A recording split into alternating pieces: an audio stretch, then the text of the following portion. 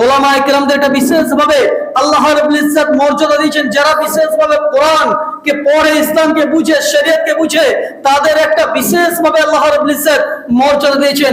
আল্লাহ রাব্বুল ইজ্জত তিনি বলছেন যে ইন্নামা ইয়াখশাল্লাহু মিন ইবাদিল উলামা।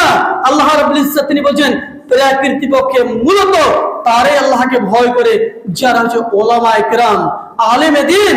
তার মানে যারা কোরআন এবং হাদিসের কাছাকাছি আছে, যারা কোরআন এবং সুন্নাহকে মেনে চলছে, তারাই আল্লাহ রাব্বুল ইজ্জতকে প্রকৃতপক্ষে ভয় করে। কিন্তু এটাও জেনে রাখুন, আমাদের চায়ের দোকানে বিশেষভাবে আপনি পাবেন কাদের ব্যাপারে বলবে, আপনি একটা 5 টাকা চা নিয়েছেন আর চায়ের দোকানে ফুটুর ফুটুর করে কত রকম কথা বলিয়ান, কাদের ব্যাপারে?